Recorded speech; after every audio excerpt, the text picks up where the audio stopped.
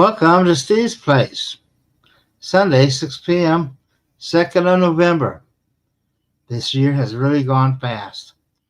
Anyway, before we get started with our guest, I'd like to remind everyone, if you go to our website, you can still, by clicking on this image here, get the video on demand of this year's conference.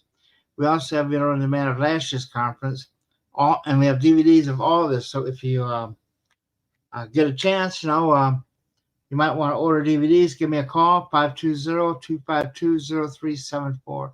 This is my cell phone number, and we can get you set up. We're still having a big sale, $100 off the list price. And I may be doing a deeper sale next week. So anyway, give me a call, 520-252-0374 if you'd like to get our DVDs. We can sure use the business, and it helps us set the stage for next year. In the meantime, I want to remind everyone we do have a YouTube channel, and to get there, just go to our website, testatech.info, and in the yellow box you have our Tesla Tech channel. Takes you right to the channel. You can subscribe. Subscriptions are free, and we have like over 1,000 videos available, and on demand. And if you know what you're looking for, you can go to our conference directory and bring up the conference you're looking at. And it has all the DVDs in that conference listed. Or you go to the speaker directory, and if you click on a speaker, it will bring up the videos for that speaker, And, because some of our speakers have 10, 20 videos, because they've been talking for a long time. Okay? And, but most important of all is our membership. If you get an exclusive membership, it's $9.99 per month. We have over 1,500 videos available, and you can see them all. And if we do have an occasional video that gets deleted or banned from YouTube, don't forget, we do have that video available as a DVD. And we're going to go back and revisit some of those banned videos and see if the community guidelines are the same, or if they've changed with the new administration. Anyway, it's global access 24/7, a great way to have access to all the DVDs we have, and 24/7 without having to store them on a shelf or anything. And so, like I said, we really appreciate it. And don't forget, next year we're going to be having a conference in August. I don't have the exact dates right now because there's a competition going on with the hotels, and if I change the dates by a week, I could probably get a better deal at one of them. So we'll see what their better deal is, and then in the meantime, just mark your calendar for that period. And I want to remind everyone too, if you like our show tonight and the stuff we have, be sure you hit that thumbs up button on the YouTube channel there, and let people know. And so, without further ado, I'm going to take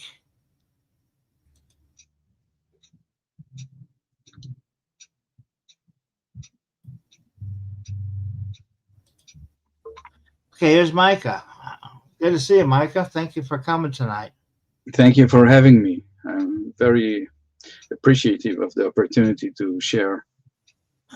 Could you give us a quick bio about where you're from and what you do? Sure. I was born in Jerusalem, and since my very early childhood, I showed an affinity to mechanical things, how things work.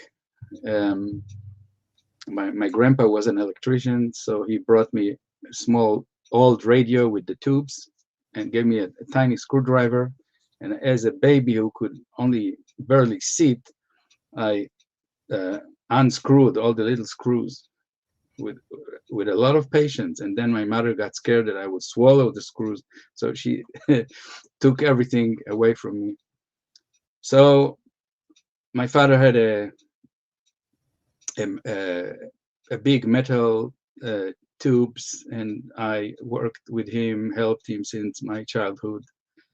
And I became an engineer, and then I studied electrical engineering, and I started to understand in chemistry also during my career. But through all the time, since my childhood, I didn't like to suffer pain. So I said to myself, I better be healthy so I will not suffer pain. And this is like the backdrop. You may laugh, but this is the backdrop of what pushed me to learn everything I could how to stay healthy. And this led me to finding many natural, old school remedies, which we know that they are still working and they are the best without side effects. And I was fortunate to have a nutritional doctor, an ND. I think he was one of the best in the whole world. He passed away, so I was kind of his student. And so today I am an inventor. I invented a whole line of skincare. It started with the deodorant that is a award-winning, world-class, that is so healthy that it can be edible, and everything there is healthy and makes me even healthier. So this is how I started my skincare, which came from a lot of research about health, only natural health. So all of my products are edible to show you that they are really safe and healthy for the body. And I'm also an engineer, and I build the best hydrogen machines for breathing and drinking, and healing machines with the information that I studied about Tesla. So this is my life. I like doing it. I'm happy to share my knowledge, and here I am. Okay, well, let's get you started. With your messages from your skin, and I'm sure there's a lot of people, including myself, are real interested in this stuff. And thank you for being here. So Thank go you. ahead. You're welcome. Happy to do it. So I wanted to share with you, within the short time that we have together, a lot of information. Maybe it's condensed, but you can always go back and watch the video, because I want to give you a lot of things that you may have never heard about, so you can go back and widen your research and knowledge about what we all want to have, our health. You know, our health is our wealth. So a very good way to start to understand what's going on in the body is to look outside of the body at the biggest organ. And this is the subject of our talk tonight. And there will be a Q&A later or during, but I will answer it later. So I want us to learn how to read what our skin is telling us, decode, interpret, and respond, do the right thing to our biggest organ. So now, this is our first slide. Since our body is the biggest organ, it is the biggest messenger.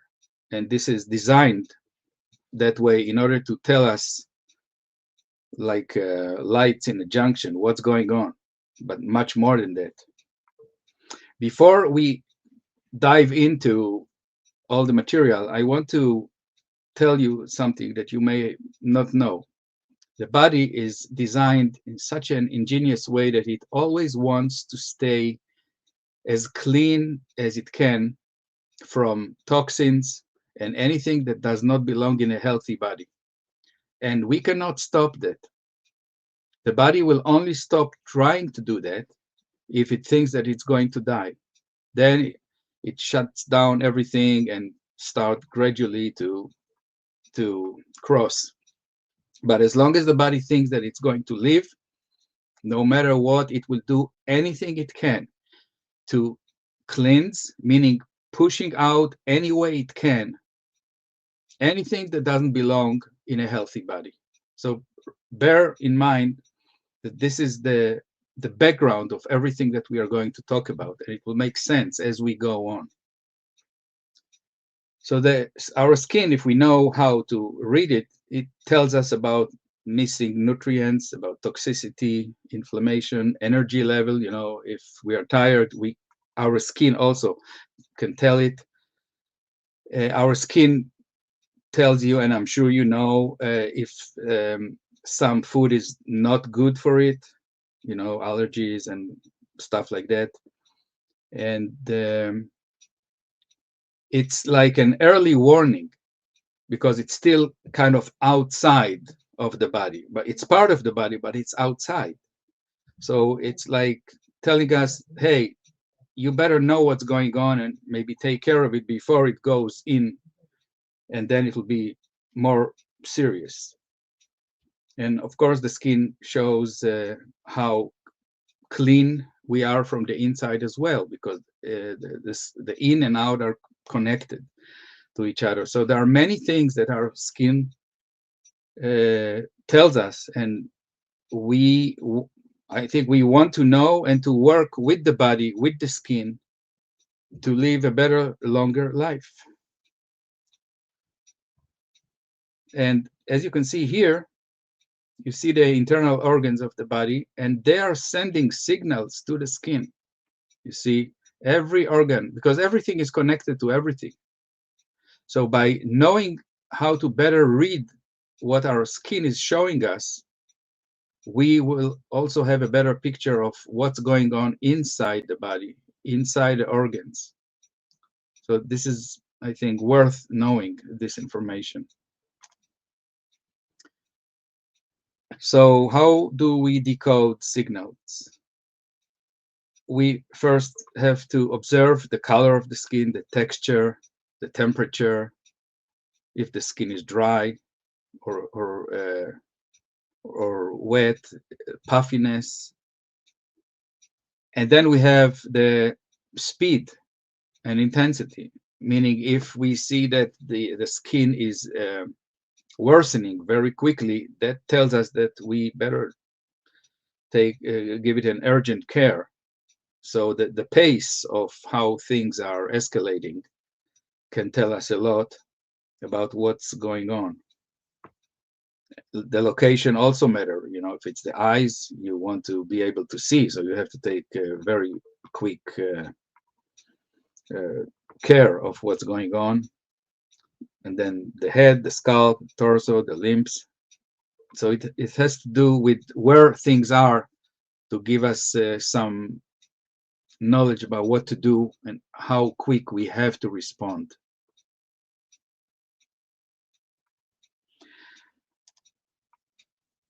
So how do we use our skin as a detection mechanism? Our skin has sensors, and it knows very well if something is good for it or it's bad. For example, if we take a leaf of a plant, okay, and we just rub it on the arm or on the inside of the elbow where the skin is very sensitive, or behind the ear, and we wait 10 to 15 minutes, if the body doesn't like that leaf or what's in it, if there are any toxins or poisons, the body will start to show us. It will react to that place that we rubbed that plant or leaf or berry or fruit or anything actually, and we will know by the reaction of the skin as a detector if this is good for us or not. So please remember that, because this is can be a lifesaver sometimes if you don't have any other way to detect if some food that you may find in the forest, I don't know where, even animals, meat, anything, you can check it by rubbing it on the skin first, see what happens. If it's not getting red or showing an allergic reaction, then you touch your lips, because the skin on the lips is very much more sensitive, and you wait another 10 minutes. And if everything is okay, you can eat it. You can survive sometimes. So it's good to know to use your skin, different parts of the skin, as a detection if something is good for you or not. The body knows best.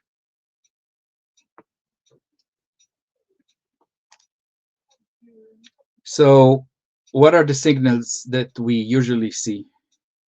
We can feel an itch, sting, heat, flash, it turns kind of red, it can burn.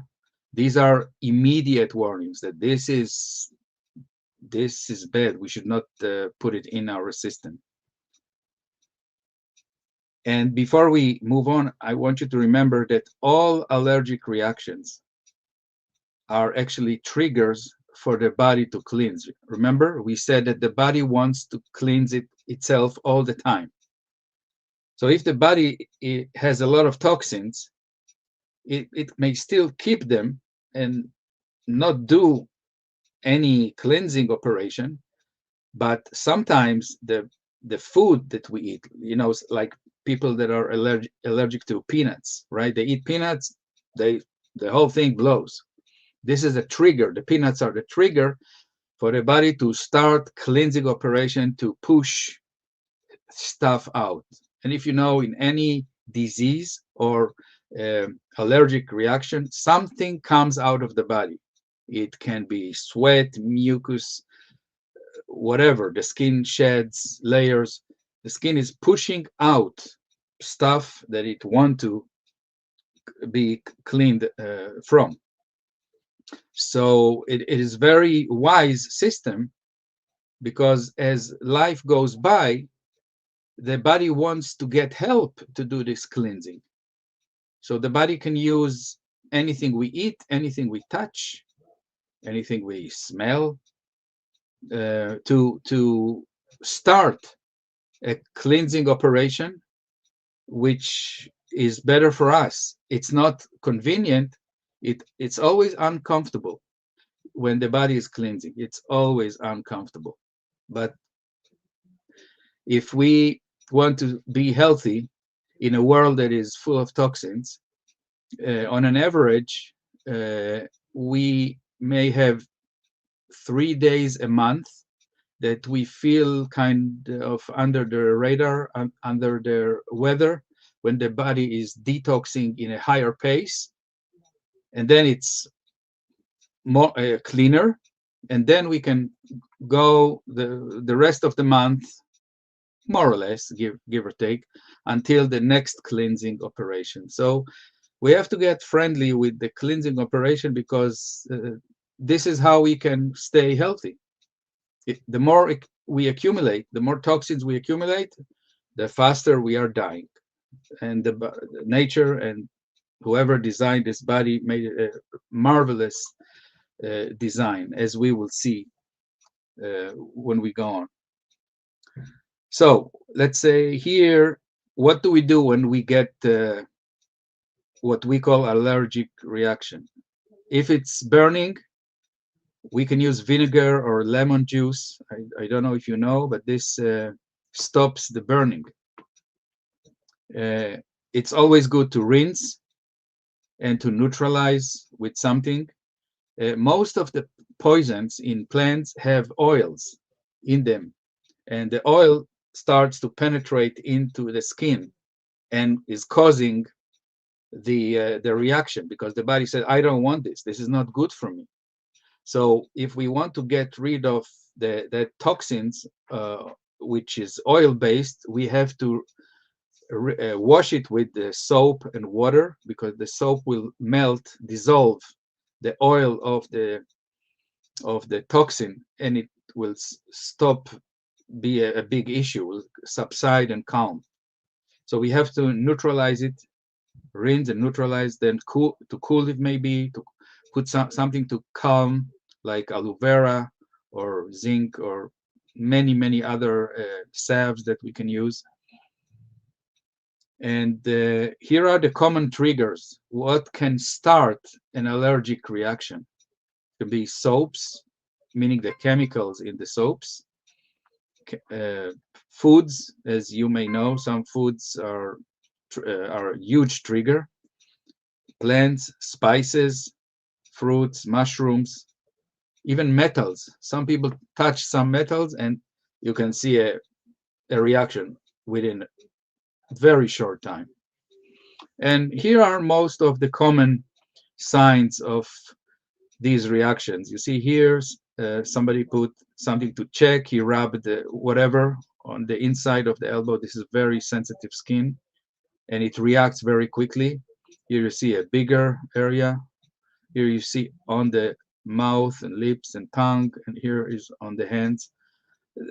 You will, I'm sure you've seen many of these phenomena, but now you know that they are an allergic reaction, which is a trigger for the body to push something out. So the body doesn't like what was rubbed into it. So the body is like, I don't want it. I don't want it. I'm going to manufacture an inflammation. And you know what happens in inflammation? A lot of liquids, a lot of blood, hence the red color, because more blood is coming to the area. So a small cleansing operation starts here to push whatever that is rubbed here into the skin out. This is why it's always red, because more blood, more liquids, more plasma are coming to like an emergency crew, like an ambulance comes and immediately starts to do what it needs to do.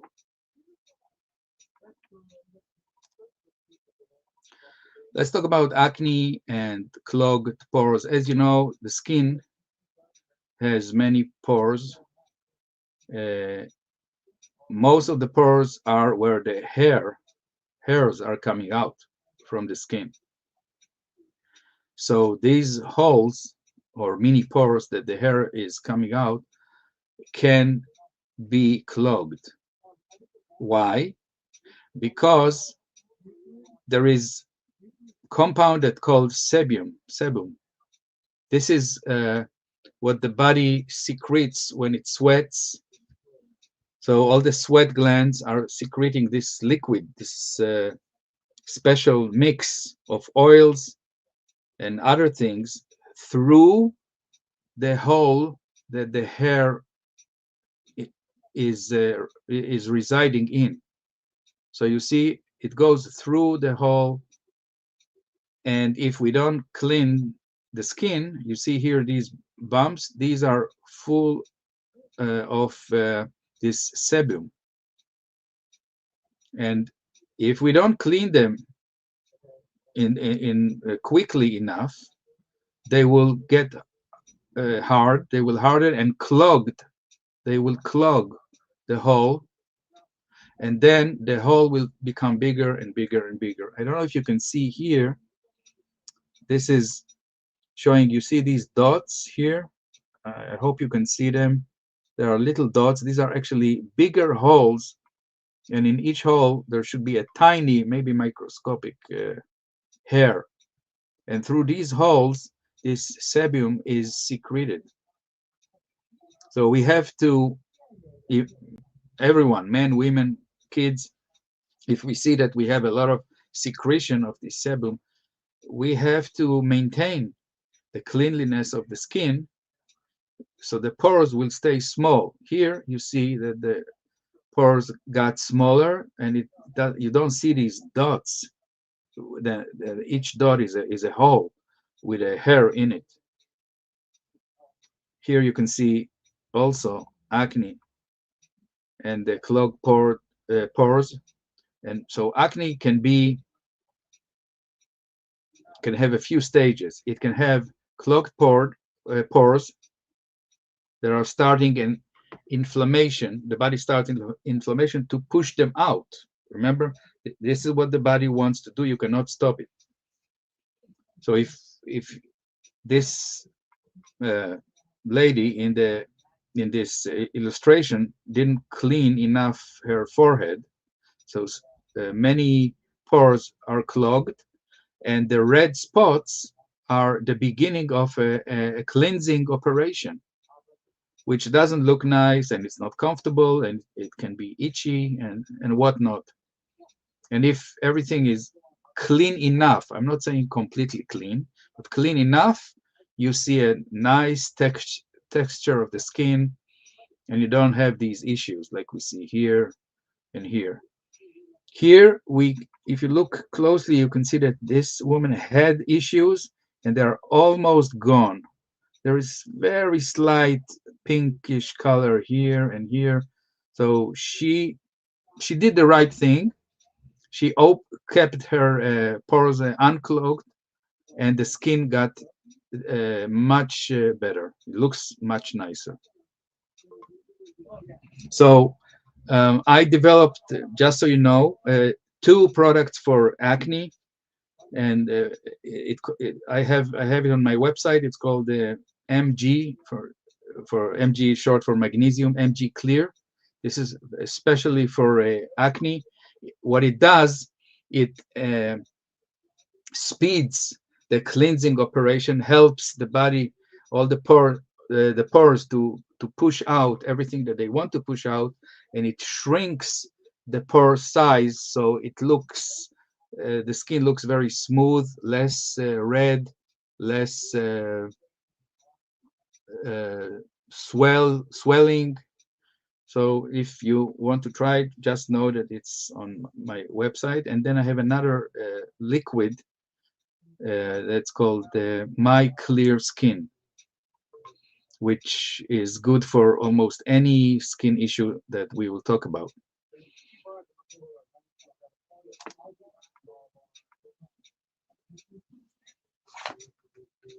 So why do the skin behave like that? Here you see skin issues here on the baby's cheek, here on the finger. Why? Because the body wants to shed all the foreign material, all the foreign toxins that the body doesn't want them inside. So it is built in a way, the skin is built in a way that it starts to shed, to produce flakes, like roof shingles, that when they are shed, when the scales are shed, a lot of the toxins are in them. So the body is doing it on purpose, producing this scaled texture on the skin, so the toxins will shed and leave the body faster. We don't like it. It's itchy. It doesn't look nice. It's embarrassing. But this is a very interesting way of the body to get rid of the toxins quickly, by just shedding them as quickly as it can. So we will learn in this presentation how to deal with the situation, to help the body do what it wants to do, but to calm down things, so it will not be so hard on us and on our skin. So when we see redness, cracking, dry patches, this is the reason why. The dry patch that the skin makes is designed to fall off as quickly as possible. Then the body is cleaner and cleaner. So what can we do naturally everything I talk about is natural healing. We can do the cleansing. If there are flakes that are almost falling, we can gently let them fall to not to be next to the skin anymore. We can use natural anti-parasites, which will we talk about soon. And we can calm the skin. We can use skin calming compounds, creams, salves, oils. And the quicker we learn to identify triggers, what causes our skin to behave like that, it will help us to look nicer and to live a better life without scratching and itching and suffer all the time. So we have to learn how our skin operates. It depends on our diet, skin type, texture, weather, climate, stress, many factors. And we have to learn how to maintain our skin, a daily maintenance or whatever, to protect from these toxins to accumulate and to inhibit these triggers that are causing all of these things that we don't like to have.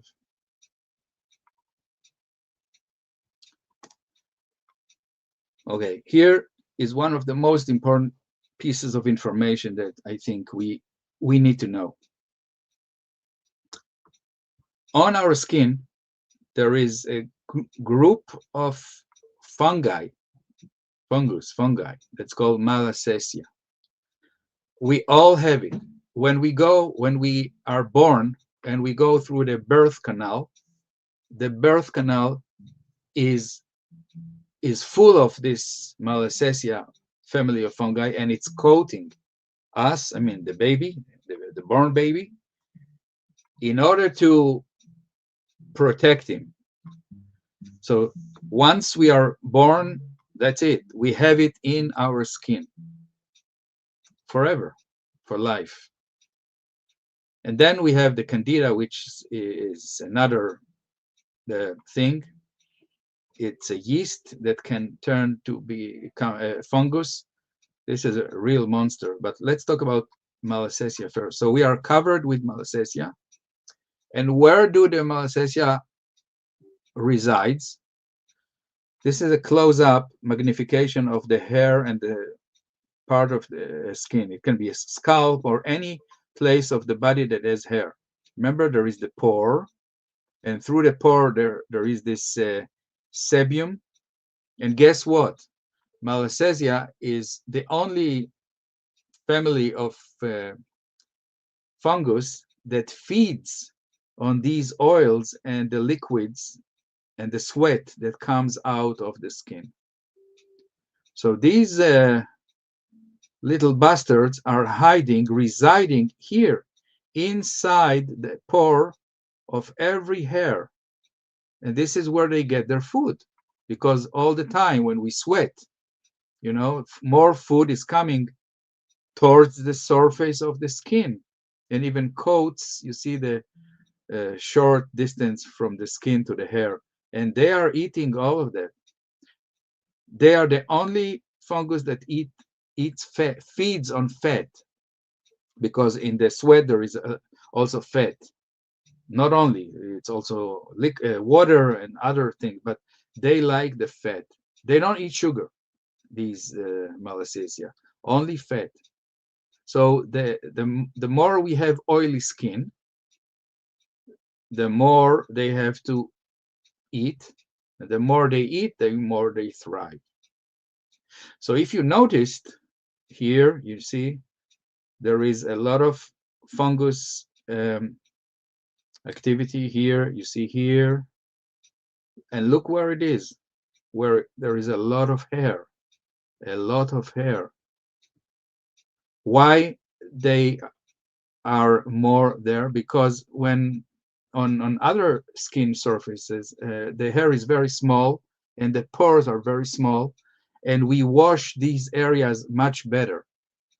So there is less of this fungus on the smooth, so-called smooth area. They also have tiny micro hairs, but not like on the head and on other areas that have more hair.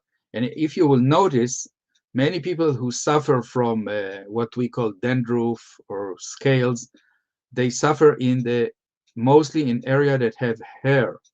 And now you know why, because this Malassezia bunch hiding here, feeding here, and they will never leave us. So what we need to do is to learn what they do and to clean enough the skin that it will look like this. Yes, there is skin. We know that there are pores with some sebum inside, but not outside. It's clean versus this. Compare this photo with this photo, see? So when they eat and they thrive, the body knows, and the body doesn't want them. So what does the body do? The body produces these scales. Remember the shingles, to get rid of them. So every scale has many of these fungi on it. So the body is happy when every piece of skin or dry skin or scale is falling off. For the body, it's a win. He got rid of some of them, of this Malassezia. So remember, the more you know how to live with it, the better your life will be. And we will talk soon why this is even happening. I mean, we can say that it's a punishment, but actually it's not, as you will understand the bigger picture. So Malassezia feed on the skin, on the skin oils, in the sebum. It resides inside the hair follicles. So we have to know that and to deal with it. On the skin, we have, like here, where there are micro hairs, we have the candida yeast, which is also inside the body. The Malassezia is only outside. The candida can be outside on the skin and inside the body. And this is very serious. If we don't know what to do with this can kill. This is cancer, actually. So on the skin, we are talking now on the skin. This lecture is about the skin. So we can see that the candida grows much more in damp, sweaty areas. And we can see skin-shaped marks like ringworms, like this, scaly patches like this, cracks when the skin gets dry, and persistent redness. Sometimes you see patches of redness, like rosacea, which is also the same thing. It's the beginning of an inflammatory reaction in order to push things out. In this case, is to push Malassezia and maybe other toxins because of toxic cosmetics that was applied on the skin, or the skin touched something that the body doesn't like. So what do we need to do? We need to look at nature and copy what the pine trees are doing.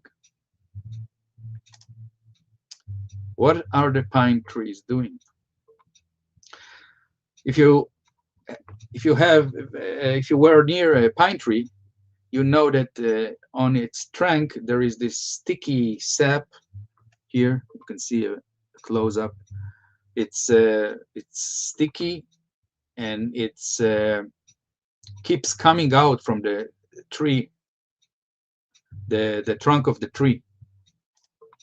Oh, sorry. And the pine tree is making it all the time. All the time. This comes out of the tree. Why does the pine tree do that? It costed the tree a lot of resources and efforts to produce this gum or sap, or any way you want to call it.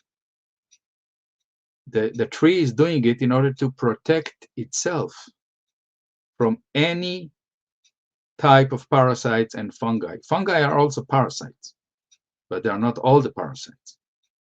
So parasites are attacking not only us, They are attacking everything because they are everywhere in nature. So if the tree or a plant will not protect itself, the parasites will break it down and kill it before its time. So the tree cannot go to Walgreens and buy something. It's in one place. So the tree has to make its own pharmacy. And this is what nature or the creator have found to be the best. So the trees, the pine trees and all the plants, or most of them, they produce these liquids that we call terpenes. And the terpenes are created for one reason only: to deter any attack of a parasite or a bug or something that even wants to eat the tree, like ants or beetles, whatever, because the taste is very unpleasant. And if anything touches this sap, a small bug or a fungi, it dies. These terpenes are dissolving and killing any type of fungus or any type of parasites, but they are not harming the tree. And guess what? They are not harming our body as well. And man observed nature and decided to copy nature. This is how the whole medicine world started to happen. So the pine trees that produce these terpenes to protect from any fungi and bugs attacks. And man learned how to extract these terpenes from pine trees and many other trees, but pine trees have a lot, so it's very cost effective to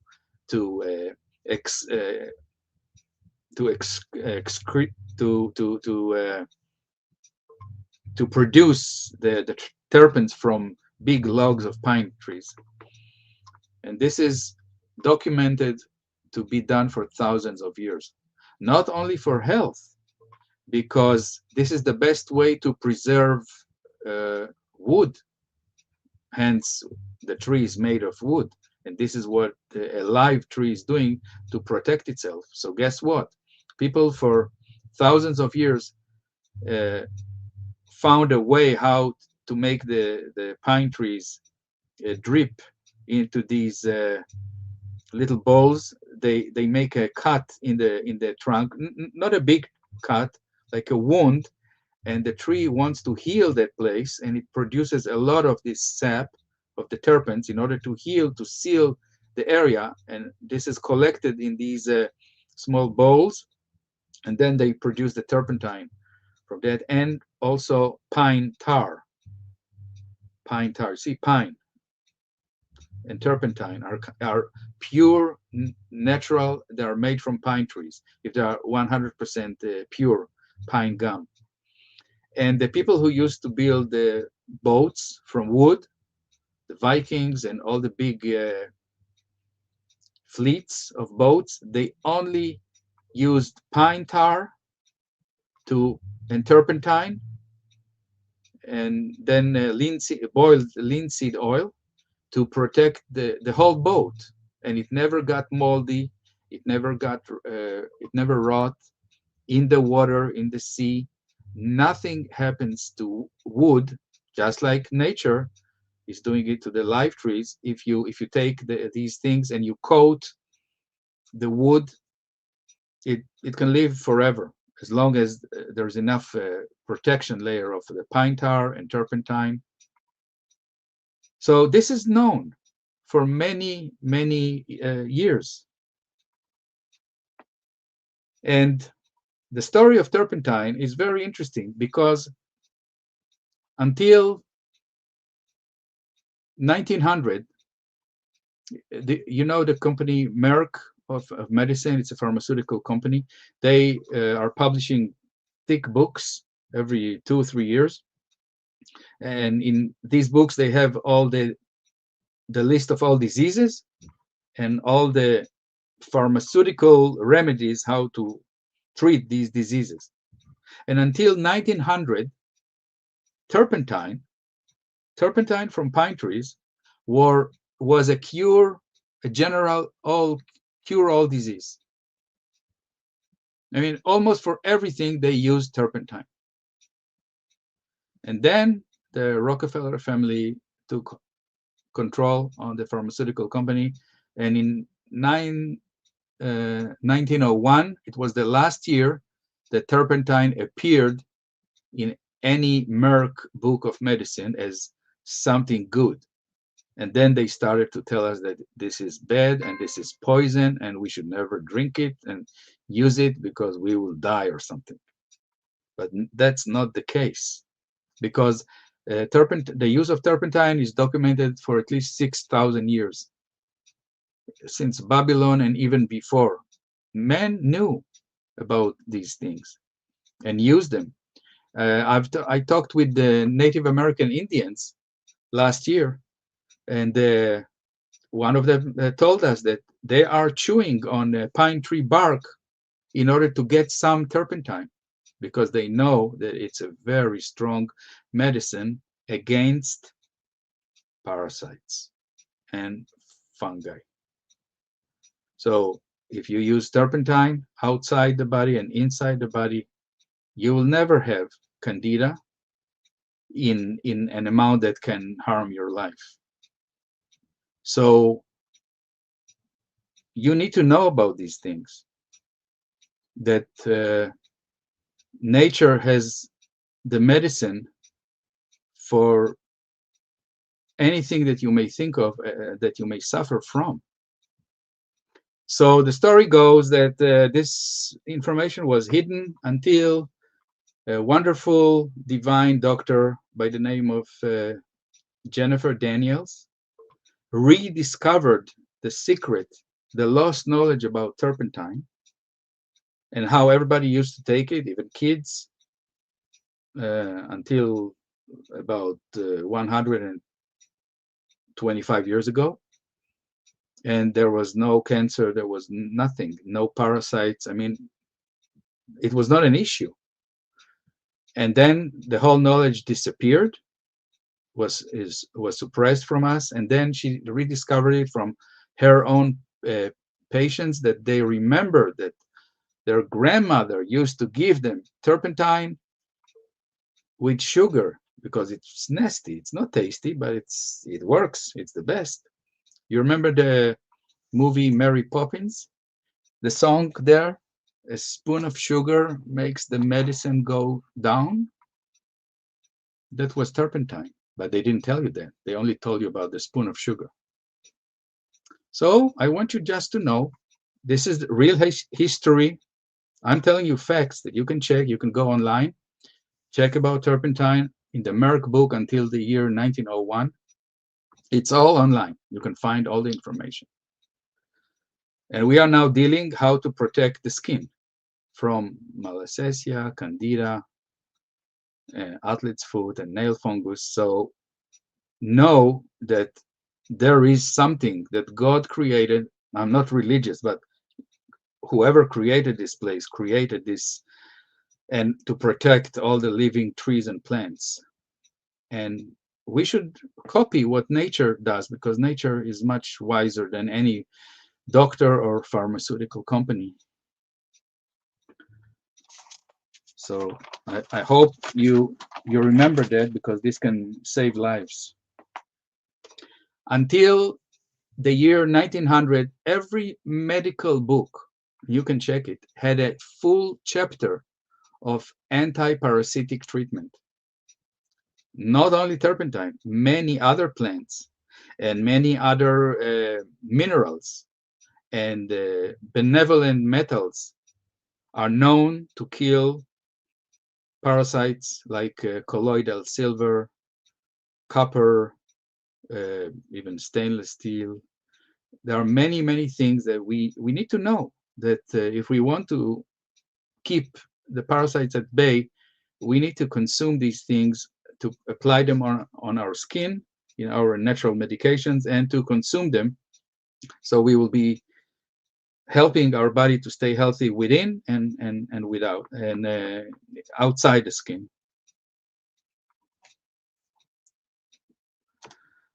So here I want to share with you the strongest 5 essential oils that can really stop a lot of fungi, including that Malassezia family. There are about 13 different types of Malassezia, but they are more or less behave the same. And Candida, athlete foot, nail fungus. So guess what? Number one, the strongest is cinnamon. It's hard to believe, but when they um, produce the essential oils, actually they concentrate the plant. So every drop of the essential oil is 75 to 100 times stronger than the liquid of a plant that if you just juice it with your own hands. It's very concentrated. So I want you to know that natural medicine is much stronger than the Western medicine, much stronger. So what the pharmaceutical companies are doing for many years, they research nature. They know about all the goodies and the goodness of many plants, but they cannot patent a plant. This was created by the prime creator, right? So what they do, they learn how to extract something from the constituents of an essential oil, and they put it in a drug that they can patent and sell for huge profit. So in order for them to come up with something that is effective somewhat, they have to start from nature, and this is what they are doing. So I'm thinking, why not? Why do we need the middleman? Let's go straight to the source, to nature. Nature is much better, and if we know what to do, it can cost so much less to keep healthy without any side effects. Hence, Chinese medicine, which is amazing as well. Everything that was in use of the pharmacy until like 150 years ago was perfect. Today, we can be happy that we have anesthesia. I mean, nobody wants to suffer pain. Me too. But when it comes to heal things and to treat the body and to help the body to stay healthy, there is no better than to go back to the source, back to nature. So going back to here, I want you to take it as the Bible, let's say, of essential oils. Number one, the strongest cinnamon. Then we have the oregano. And then the lemongrass, which smells great, but who knew that it's number three, the third strongest essential oil to kill anything that it's on the skin that doesn't belong. And then thyme, and then celery.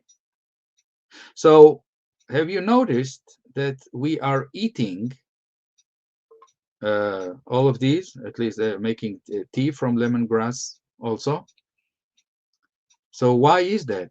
Why do we use these plants as food? Because we need these terpenes, we need these constituents also to help the body to cleanse and to keep things at bay from within. So I was just thinking the other day, look at the Italians. They eat a lot of pasta, right? Pasta is carbs, dough, sugar. It turns to sugar, right? So they put oregano on the pizza. And look, oregano, number two, the strongest, second strongest essential oil to kill candida. And candida likes sugar, likes carb. So you see, I don't know, without even noticing, or I don't know how, intuitively, they started to eat all their pasta and pizza and dough with oregano to mitigate the damage that the candida can do inside their body.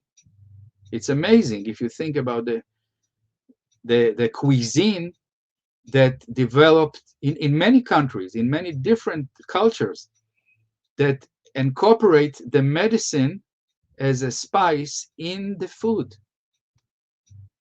So when you learn about these things and you incorporate it in your daily diet, you will be much better off. You just have to know how to help your body to work better and to cleanse easy and fast. Because remember, any cleansing is uncomfortable, and we don't like that.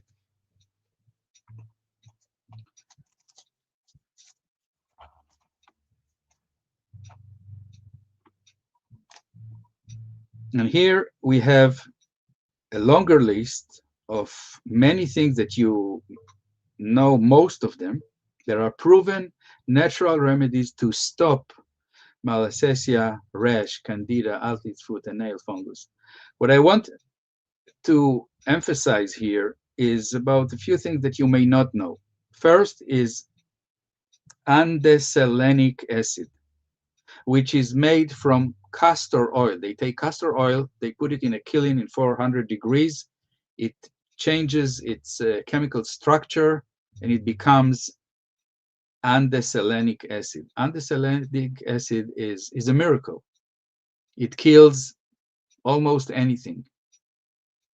And it is used for consumption and on many very, very antifungal creams and lotions. They sell now something against nail fungus that has 25% of andeselenic acid. You can look it up. And this is working. I'm using it in my formulas too. I'm now finishing to formulate something that will soothe and calm the skin, that can be used even as an aftershave also. It will be called My Skin Repair. So if you want a sample, get hold of me and I will send you a free sample to try it.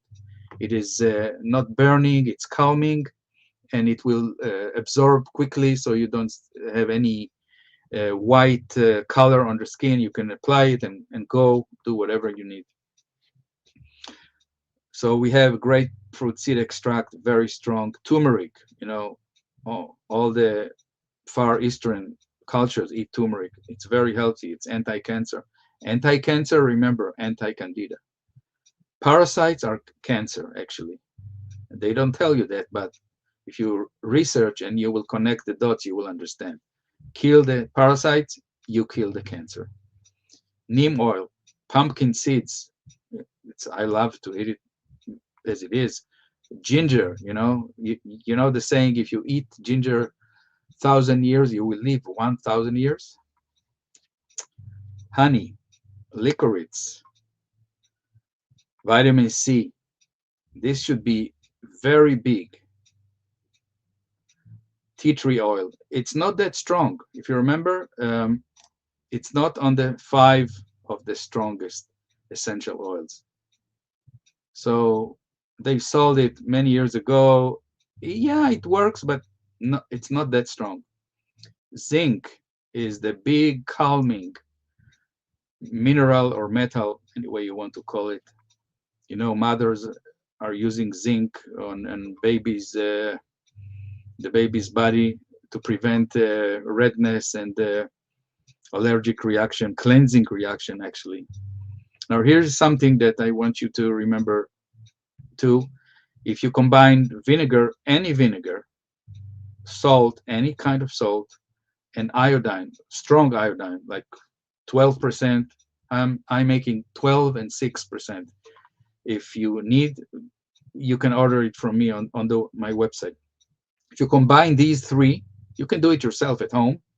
You will get a liquid that will do good for anything that you may have on the skin. Vinegar kills bacteria on touch. Salt is also very healthy, and iodine is helping to kill and to sanitize. And we need a lot of iodine, especially in our thyroid. So you can do it. This product that I'm making, My Clear Skin, has actually all of these plus many more. It has aloe vera and the D3. So you can buy it ready or you can do it yourself. Fermented food. Fermented foods are healthier than the food themselves before fermentation. Why? Because they produce the healthy gut bacteria, which is helping to do the good fighting that the body needs inside the digestion tract. Coconut oil is very good, but not on skin that is prone to malassezia. Remember, malassezia eats oil, and there is only 2 or 3 types of oil that malassezia cannot eat. One of them is MCT, which is you can trust any product, cosmetic product, skin product that based on MCT can be good for you. But a better one is caprylic acid, which is also oily acid. Malassezia cannot eat them. So my products are based on these two because I'm doing special things for people who are suffering from malassezia, and there are many in this world. So don't use coconut oil on skin that is prone to have malassezia, because it will eat it and thrive, and you will not know what's going on. Garlic. Garlic is unbelievably strong to kill almost anything. Some people are chewing a clove of raw garlic every day, or pickled garlic, and it's divine. It's a divine medicine. And here is something that maybe many of you didn't hear. This combination was offered by Dr. Hulda Clark. She was a doctor from Canada. She passed. She's not with us. And she came out with a combination that you can buy, I'm not selling it, of wormwood preparation, clove, which is very strong as well, and the sorry here for the typo, of black walnut, the hull of the black walnut. Oh, I wrote it twice. So you can get this as a tincture, and according to what she said in many of her books and videos, if you take this for a few days, it kills any fungus in the skin, inside the body, any candida, hence cancer. So I want you to know that, remember that, to research. It's 3 things, but some other companies are adding garlic and some other goodies, which is great.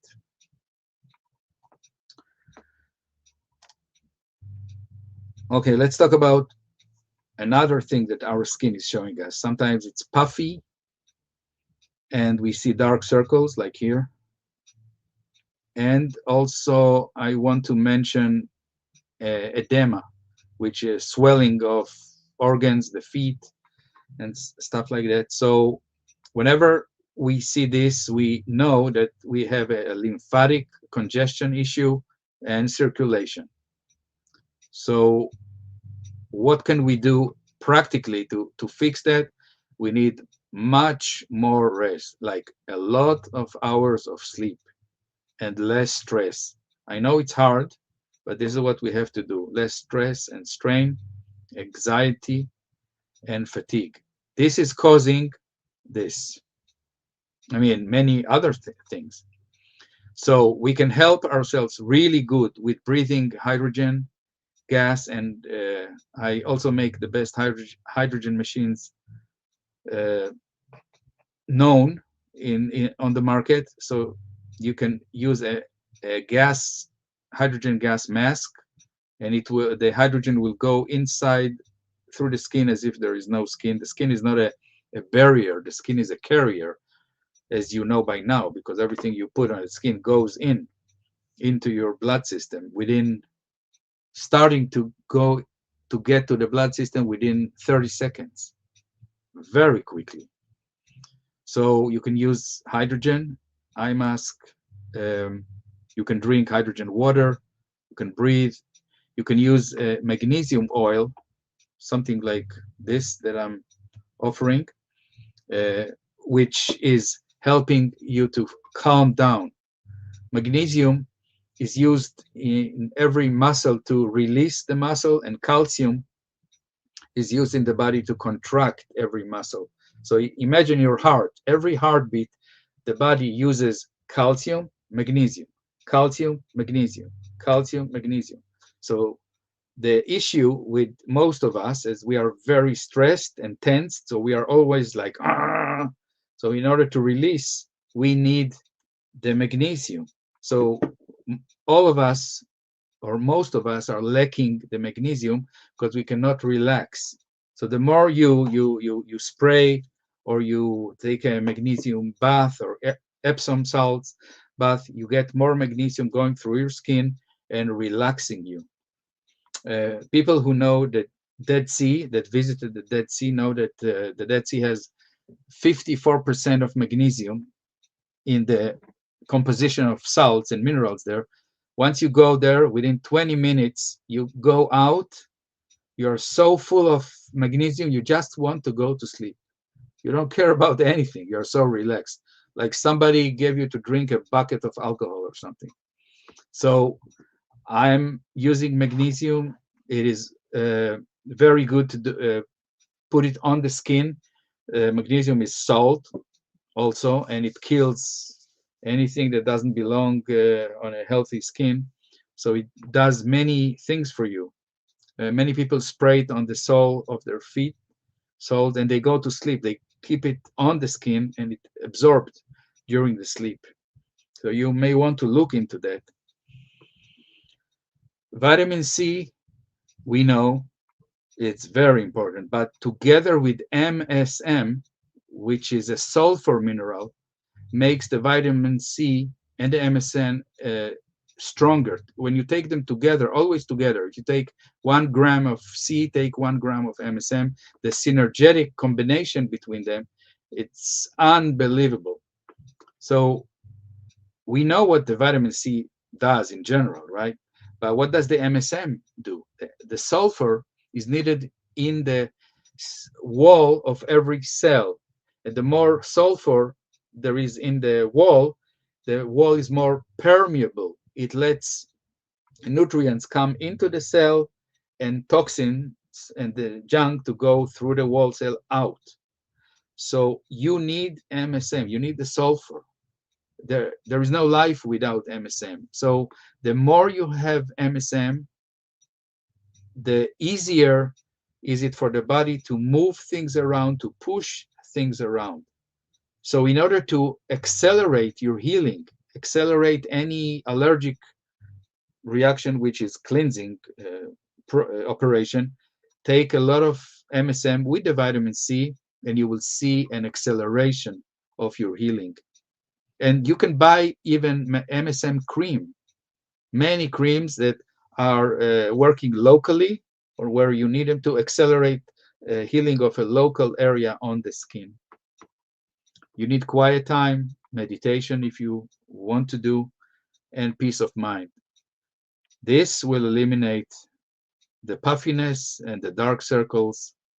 And remember, many people used to put cucumbers. Cucumbers are very medicinal. I mean, even the best cosmetic products, they are not much better than a cucumber and a tomato on your eyes, really. Green tea bags, which are lowering the swelling.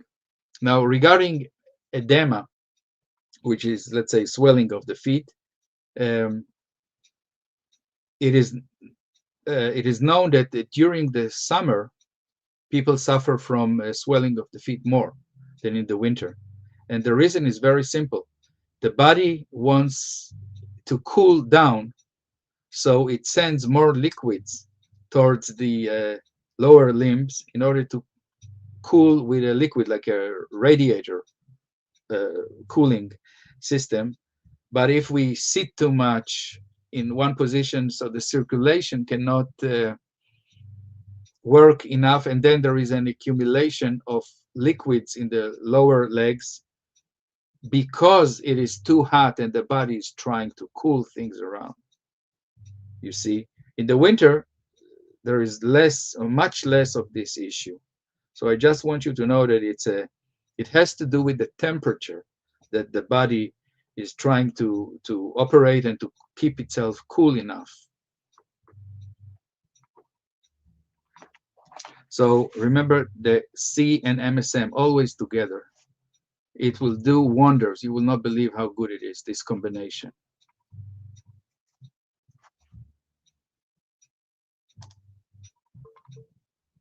Okay, now we will talk about detox signals and why is it so important to detox. So here's the big picture.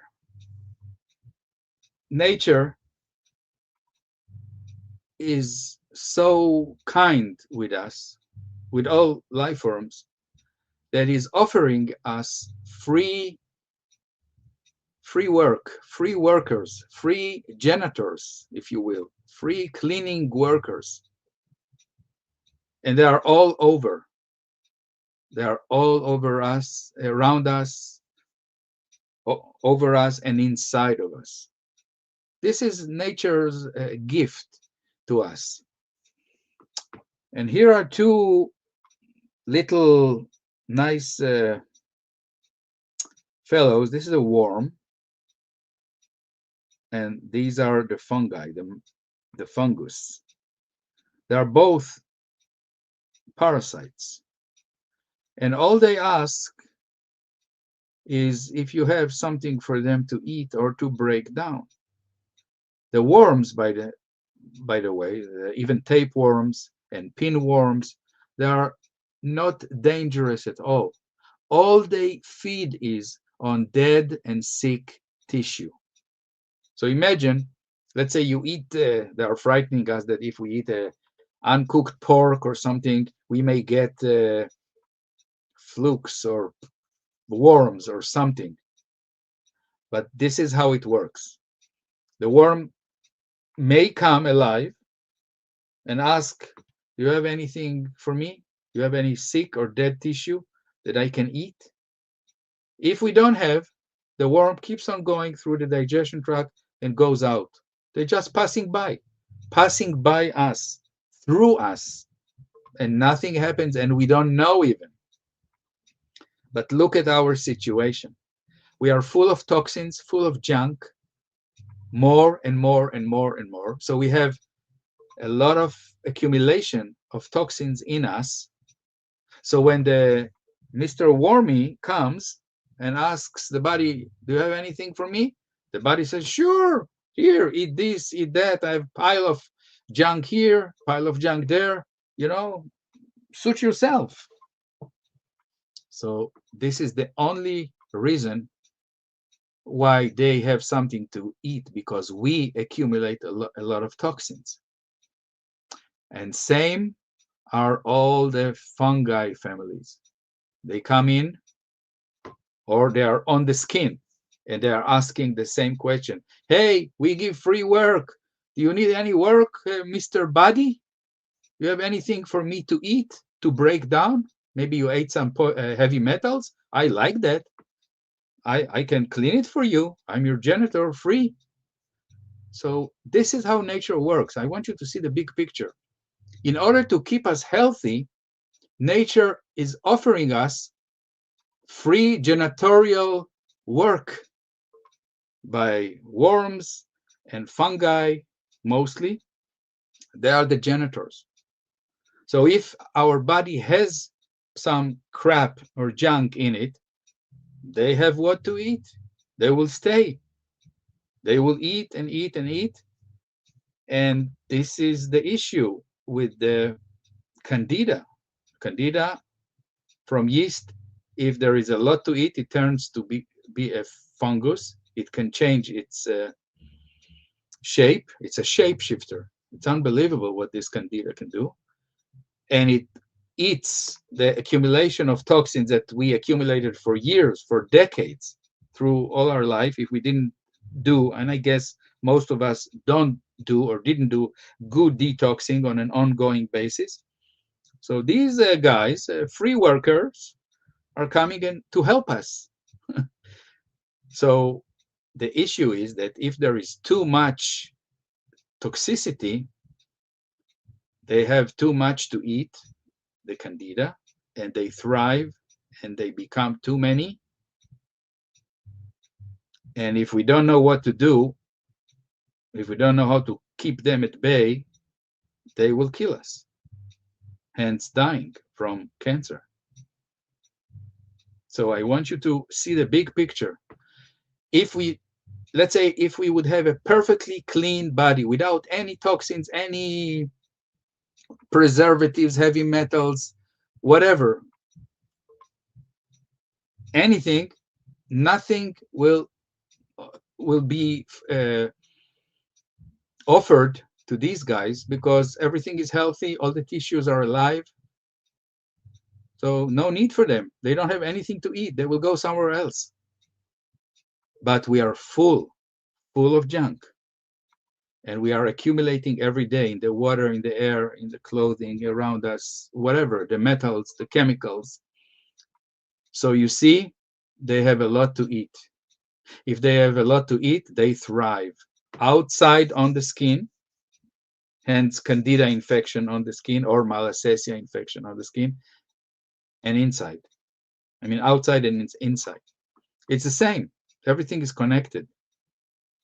So here is the secret for your health. You have to take the two prongs approach. You have to detox while keeping your parasites at bay. We all have parasites. This is what nature is offering us. And they are for us, not against us. But we are doing a bad job for ourselves, accumulating all these toxins. So there will be a lot of parasites because they want to eat. This is what they feed on. You know, I've seen, my doctor showed me, they took beef, I mean, cows, and they grew them without any parasites. And then when they died, they checked their liver, and the cow's liver was full of crap, because the liver can accumulate a lot of toxins, tumors and cysts and stuff. And they took another cow that had tapeworms and special worms that live in animals, in livestock. And that liver of the animal that had the worms was fresh as new, as if the animal was born yesterday, shiny and healthy and smooth. Just to prove you the point, so you will understand that all these worms that we are so afraid of, they are our lifesavers if we know how to work with them, not against them. You see? So I don't see any issue with eating uncooked food or raw, because again, if there is nothing to eat, they will go through our system and we will not know even. But the bigger issue is the fungi, the candida. They thrive too much, too quickly, and if we don't know how to stop them, it's it's we kill them or they kill us. So in this presentation I just showed you before in the previous slides what you can do in order to keep these two at bay. So you keep the parasites at bay, but remember, you still have to detox, because if you don't detox, guess what? These guys will come again and ask, is there anything to eat? We are ready to eat for free. So you see, you have to take the two prongs, detox and keep the parasites at bay all the time. And this was known for thousands of years. It was in all the medical books. Every community had their natural anti-parasitic things that they produced from the plants, from the pine trees. And they never had cancer and many big issues, because they knew that they have to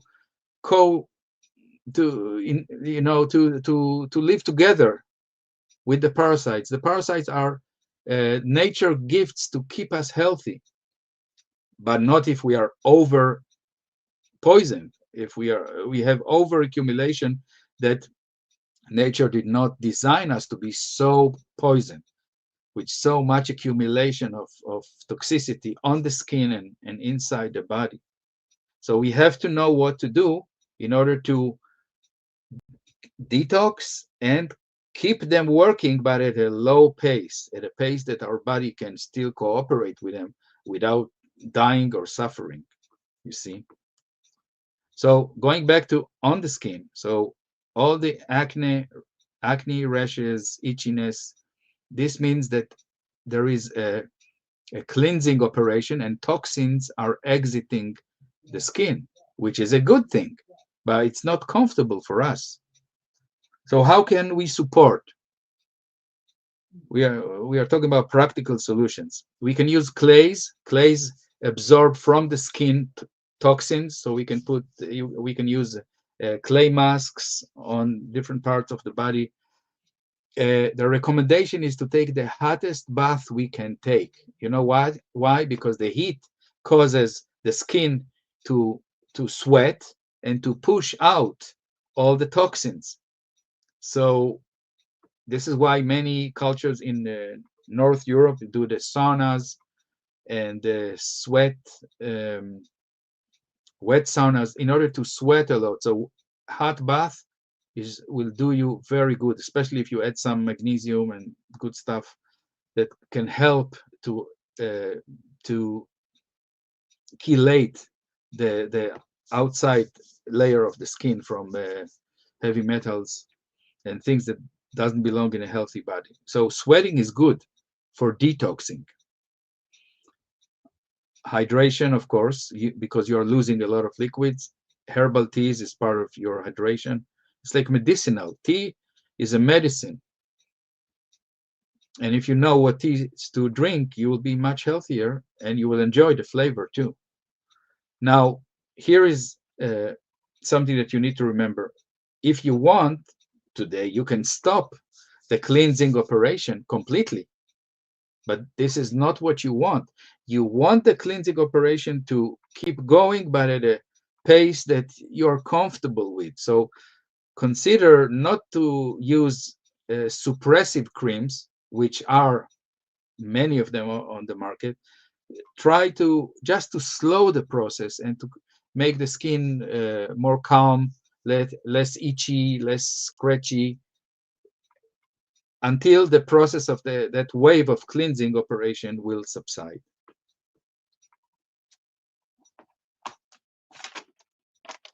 Okay. So if you understand what the big picture is, this slide is maybe the one that will give you the most understanding about how nature works. So nature creates life, but we know that everything in life is temporary. I mean, everything that is alive today will one day die and will be broken down for another life form to emerge, right? So it's a chain, it's a cycle. So nature keeps the cycle by having an army of janitors that all they do is breaking down what is alive today in order to produce raw materials for the next cycle of life. So actually, Mr. Wormy and the fungi are always doing their job. Their job is to break down things and to eat dead and sick things. So guess what? When we are born, you see, we are already coated with the fungi on the skin, the malassezia. What for, you may ask? In order to start the breaking down process. But if we don't know how to stop them from breaking us too early, we will die early. So you see, nature is creating life, and at the same time has a full armies to break down life. And this is always has been, and I think it always will be. So what I want you to take from this presentation, that it is what it is, and if you learn that how to live with it in peace, You will be much healthier, and you will understand how nature works, and you will work, make these parasites work for you instead against you. If you know how to control the pace of the parasite cleanse and to maintain your detox, you see. This is an amazing understanding that many people don't have. They are afraid of parasites. They're telling us that parasites are bad and we have to eliminate them, but we cannot. Nature will always bring more and more and more. These free workers, and they will ask, is there is anything to break down? So what you should tell them, not yet, I'm still alive, I intend to live another 50 years, there's nothing to eat here, and if there is very little. I will detox, make sure that there is not enough heavy metals and dead and sick tissues in myself. So I'm not a good restaurant for you. You can eat a little, go away, go to somebody else. You see, this is what I would like you to take away from this presentation, that parasites are a must in this cycle of life that we are living in. So we just have to know about it and to work with it. It's just like those cultures that live near a river where you have these piranha fish, the village people know exactly what time the piranha fish are hungry. So they don't go in the water when the fish are hungry. But once they ate, everybody goes into the water to bathe and cleanse. They learned how to eat, how to live with the cycle of nature. And this is what I'm offering us to consider and to take advantage of right now. So it's by design. Parasites are by design, and everybody has parasites, and it's okay. The only issue is to keep them at bay, not too many, because then they are a life threat to us. Eventually, when we will cross over, then all the parasites will break us down completely, but then we don't care.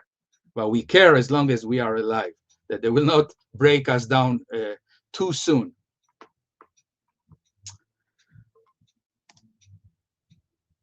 Let's talk about iodine. I don't know if you remember when we were kids, we were always had these dark purple liquid iodine on every wound, scratch, scrape. I remember I was covered every time I fell and hurt myself. But they stopped using it many, many years ago. They use a very low concentration of iodine, which is next to nothing. We need a lot of iodine. And by the way, there is no toxic limit. You can consume iodine as much as you want. It will never hurt you. There is no maximum limit. And we need a lot of it. For every cell in the body needs it. The thyroid needs it, which is a very important gland that is important of so many functions. So I advise you to consider to add iodine. Lugol iodine is the best because it has two types of iodine: the iodine crystals and iodine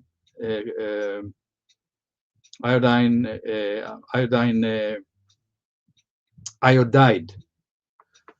And a French chemist formulated this, and this is to honor his name, Lugol. His name was Lugol.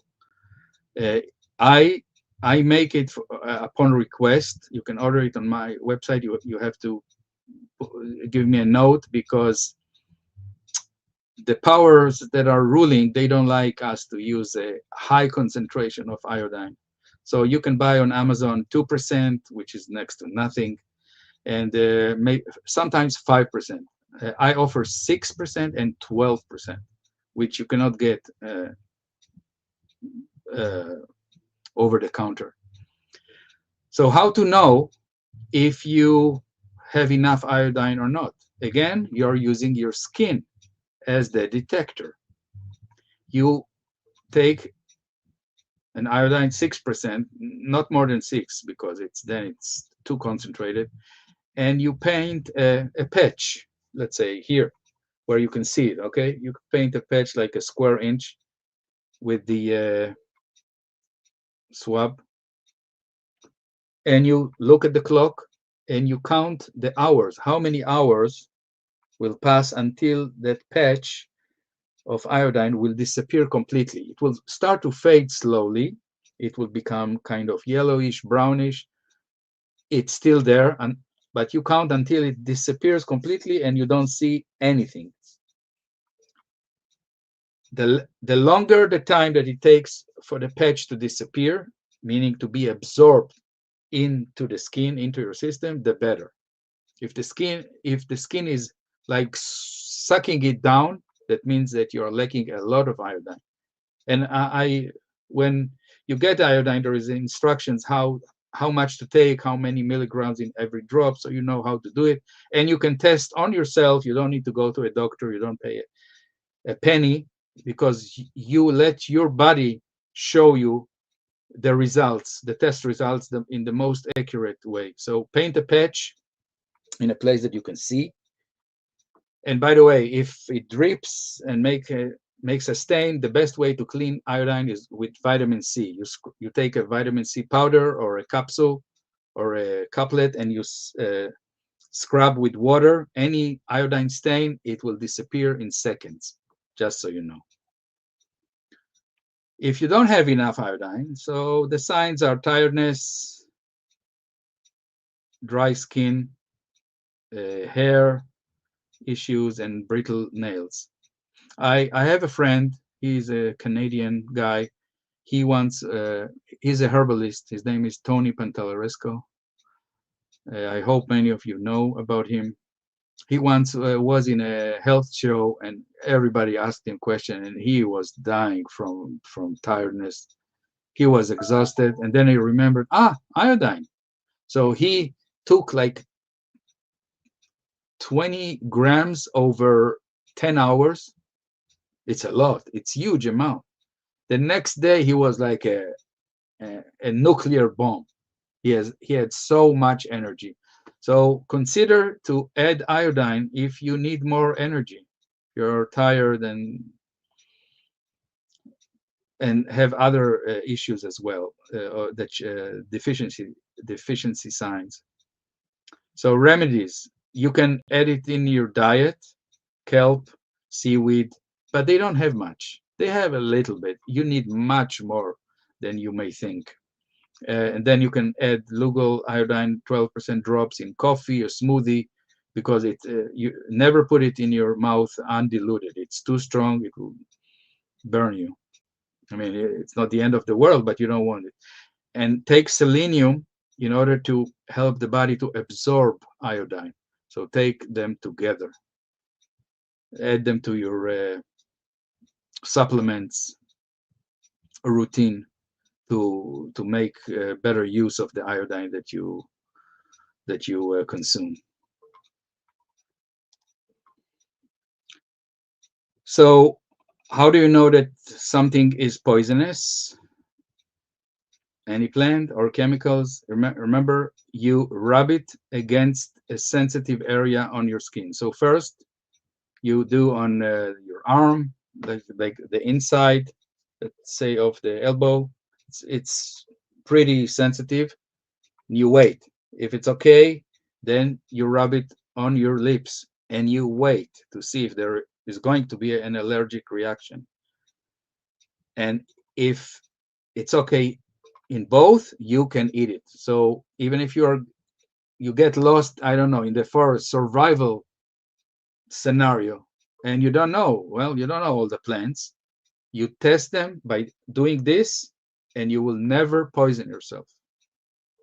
Maybe it's not so nutritional, but it will never hurt you if you don't have, if your skin doesn't show any allergic reaction, and your lips, which are part of the skin too. So these are your cues.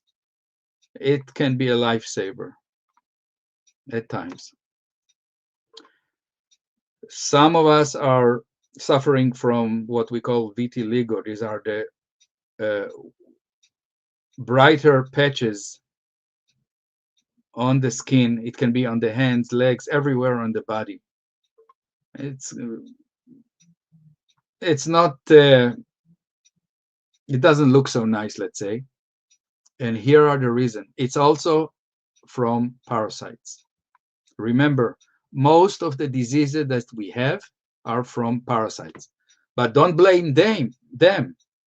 They just came to help. It's we that are so full with poisons and toxins, and they just came as an army of goodwill volunteers. We are willing to eat all your crap, but if they eat too quickly and thrive too quickly, then they can kill us. So it's not them, it's us. We are doing it to ourselves without knowing. So look what the way we are living. We are consuming poisons every day. So if anybody wants to harm us, he's using nature against us. All he needs to do is to make sure that we are accumulating a lot of poisons, and then nature will do it automatically, because they are all over the place, around us, in us, on our skin, asking, do you have anything to eat, sir, buddy? And we have. So they start to eat, and we don't like it because it's not comfortable, but it's to save our life, you see. So vitiligo is one of those things. The melanin, that's responsible of the color of the pigment of the skin. It reflects also how the oxidative stress in our body, how is our immune state and metabolism. And this can be fixed, although it takes kind of long time. You see this before and after. This is a few months of treatments. And the treatments are antioxidants. Remember, anything that can do deoxidation of the tissues can help. Hydrogen is the best substance in the known universe to reverse oxidation damage, because hydrogen likes to connect with what? With oxygen, right? Every water molecule is two H's, two atoms of hydrogen, and one atom of oxygen. H2, two H's and one O, H2O. So the hydrogen is like jumping, scavenging the oxidation. Oxidation is oxygen, oxidation. So it takes the oxygen molecules and combines with them and becomes a water molecule, which is more hydrating. See, hydrogen, hydration.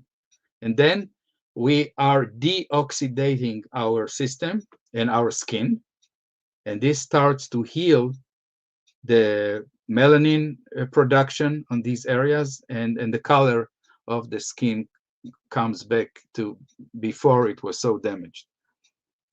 So hydrogen gas, hydrogen water, the machines can make hydrogen water that you can rub on the skin, on wounds, on anything that you need to sanitize and to help. And then moderate sun, topical herbs, of course, curcumin, sandalwood are just a few. If you go back in the slides of all the essential oils, and you can do much better. MSM, remember, and vitamin C, MSM creams to accelerate the healing of that area that needs to be healed. And this is how you take care of vitiligo. Many people think that it's incurable, but it is. Okay, parasites pattern on the skin. So if you look at those photos, which you can identify, this is a foot, this is the eyelid, this is somewhere on the skin, toenail fungus. Fungus, remember, parasites? Fungus is a parasite. By the way, just to let you know, for a toenail fungus, if you take a fresh garlic clove, you mash it and you stick it in beneath the nails here where the fungus is, and you cover the whole thing with a bag, Ziploc bag or something. You, for a night, One night only. The next day, all the fungus will be dead and it will start to regrow. This is how strong garlic is. But you can do the same without that smell with this andeselenic acid. Remember, this is a godsend to cure, to eliminate a toenail fungus, which is next to impossible to get rid of.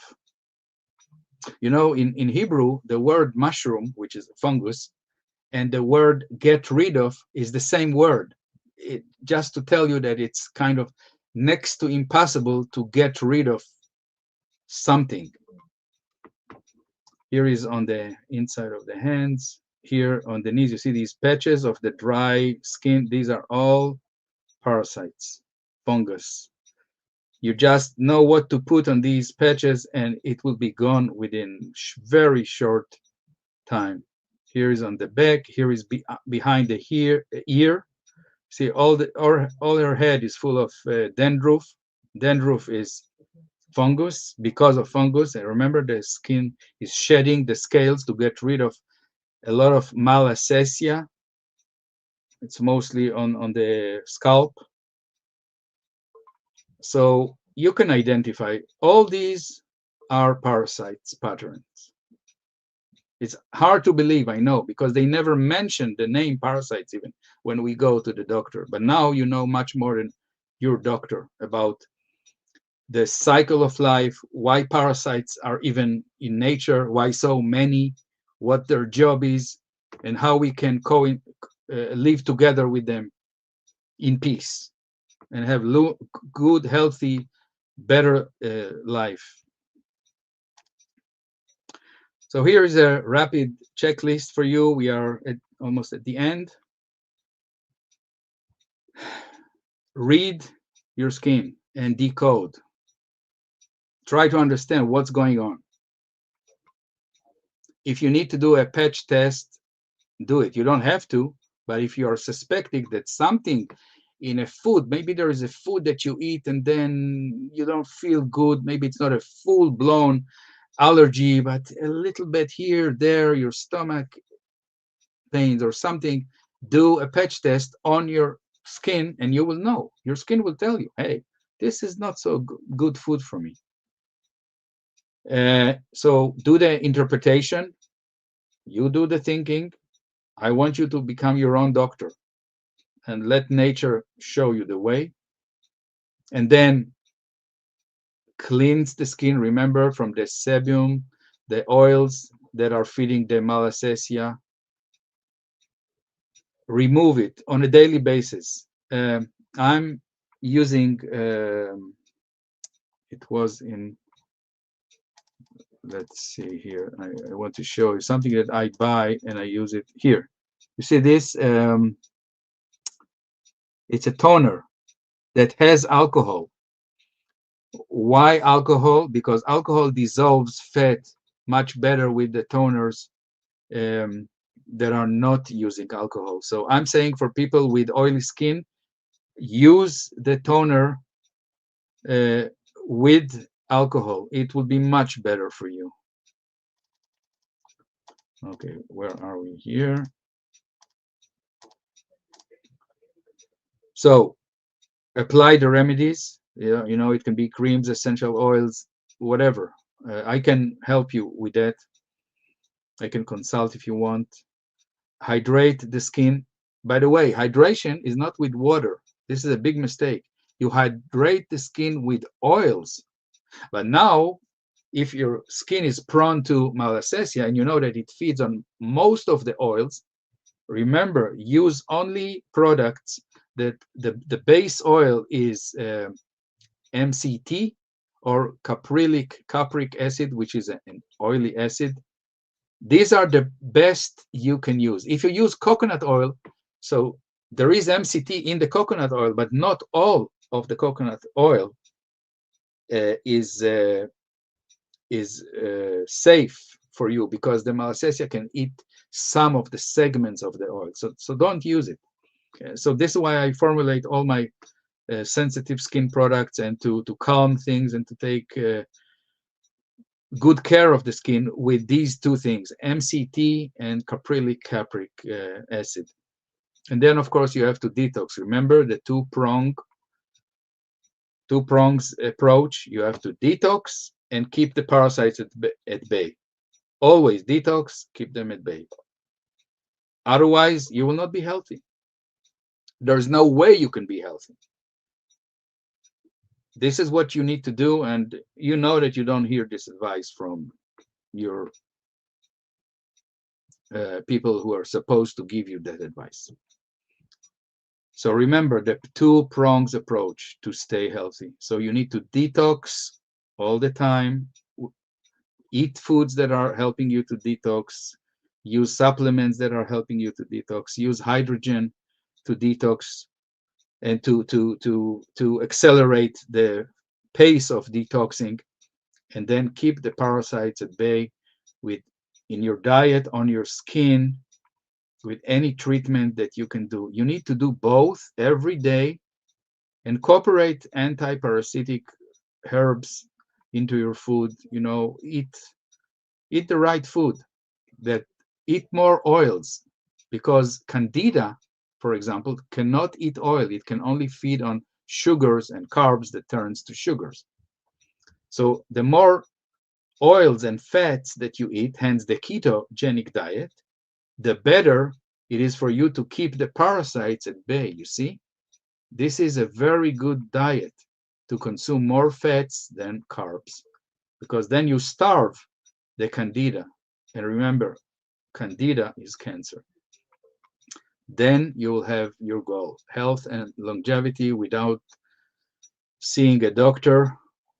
And when you see a hospital, you will not know how it looks inside. You will only see how it looks from the road, from the highway. That's your rapid checklist to see how you can incorporate it into your life. You will be so much better. So we are closing. What's the takeaway? Our skin speaks constantly. It tells us so much information. So you can start small, you know, play with it, observe. Remember, you have to read, interpret, and respond. And trust your skin messages. It knows best, than more than any doctor. It can tell you what's going on inside of you and outside on your skin. And I advise you to prefer natural interventions, meaning natural remedies, because they are much better. They don't have side effects. They are much stronger. If you just have to know how much to take, you have to become your own doctor. This is how it used to be until almost 150 years ago. Every household had a shelf, full cupboard with all the remedies that they prepared themselves, and they were fine. You know, you can buy those books. I bought this book with the, I don't know, 250 lost remedies. It's amazing information that you can do yourself, and it works. And last word of advice of any products, any cosmetic, anything, if you wouldn't eat it, don't put it on your skin.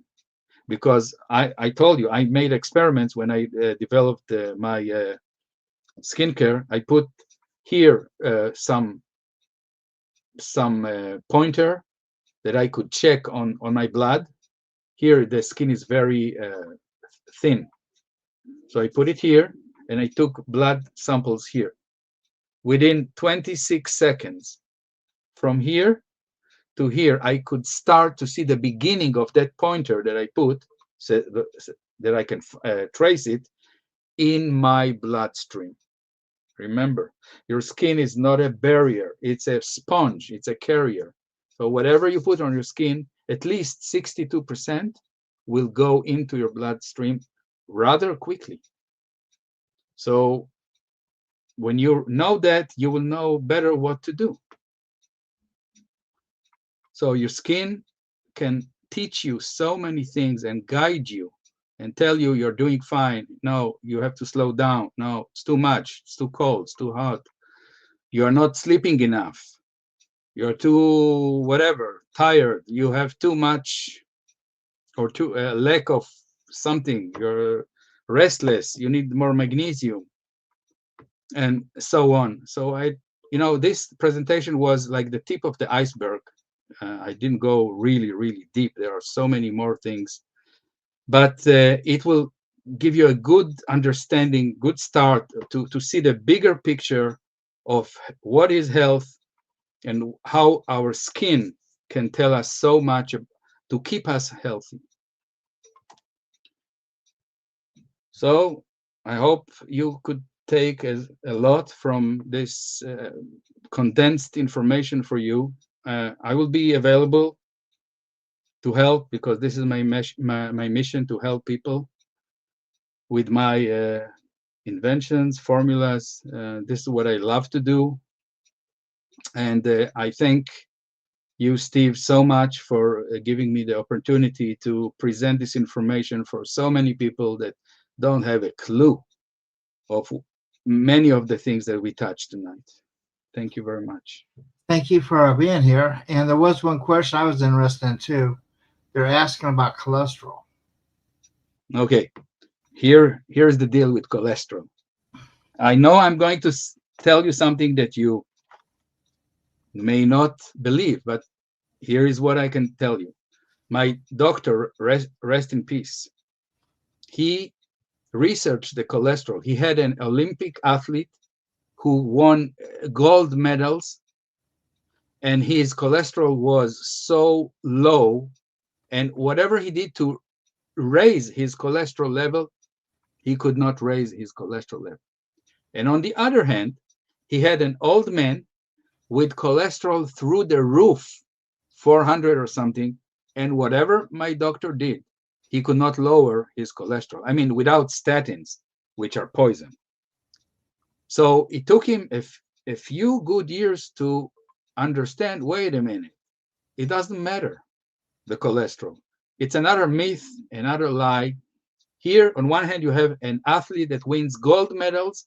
He's in his super top shape of health with almost zero cholesterol, and the other guy lived to his 100 years or whatever with cholesterol through the roof high. So my take from this is, don't care. I don't care about my cholesterol. Besides, cholesterol is fat, right? You know that your brain is made from myelin.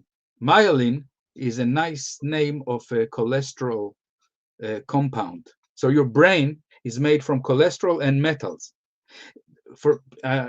This is known that people who stop eating fats because they are afraid to get fat, they don't get fat from the fats, they get fat from the sugars and the carbs.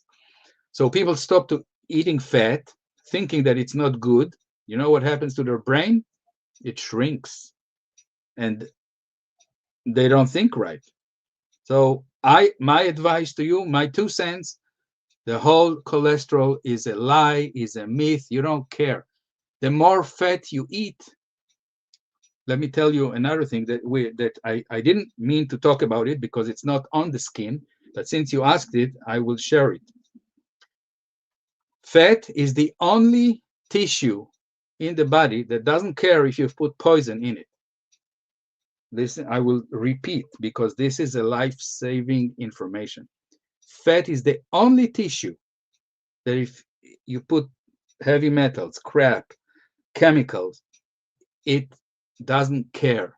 And God, the creator and nature knows it. So you know how they used fat? They use it as a packaging material. Nature doesn't have Ziploc bag or plastic bags. Nature has fat. So whenever we eat poison or crap I don't know, the body takes some fat and encapsulating that poison makes a little package and neutralizing the poison that it will not cause damage on its way down the digestion tract until it's eliminated. We go to the bathroom, it goes out, we don't know. This is why Animals in nature, by the way, all the predators, when they kill an animal, you know what they eat first? The fat. And the hunters, with the bow and arrows, they watched what animals do, and they figured out very quickly that fat gives them energy. It's not like sugar, that you get you a sugar spike and it goes up and down. You know how much energy and resources these hunters needed to run at the speed of the animal, and with the spears, to hurt it, to wound it, to kill it. So when they finally killed it, all the hunters could choose what to eat. They have the just killed animal. They copied nature again. They ate the fat first and the fatty organs. So the body is using the fat for three things. Fat is the best source of energy. It burns slowly, and you can, be in full power for a lot of time. Fat is used to store toxins. And now I want to connect the dots for you. Why do people get most of the cancers in the brain, the breasts, the liver, and the bone marrow? Most of the cancers, Steve. Why? Because these are fatty organs, and the body stores the poisons inside fatty organs, inside the fat of the fatty organs. You don't hear about cancer in the muscle because it doesn't have fat. So the body is wise. The body needs to deal with all the crap, with all the junk, so it dumps it in the fatty organs, and it accumulates and accumulates and accumulates until the body says, oh, I have so much crap, I need to segregate it to one place so it will not harm me. And what do we call these segregations, these collections of toxins? We call them tumors.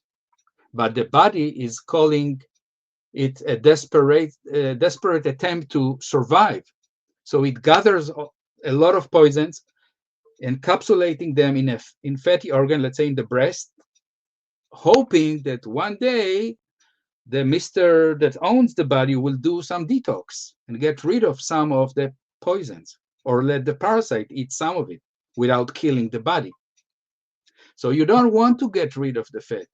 My doctor said, whenever you go to eat something, make sure that you eat some fat with it. Why? Because if there is something crappy in the food, your body will use the fat as packaging material, you see, to encapsulate, to neutralize the poison, and then it will go through the digestion tract to elimination.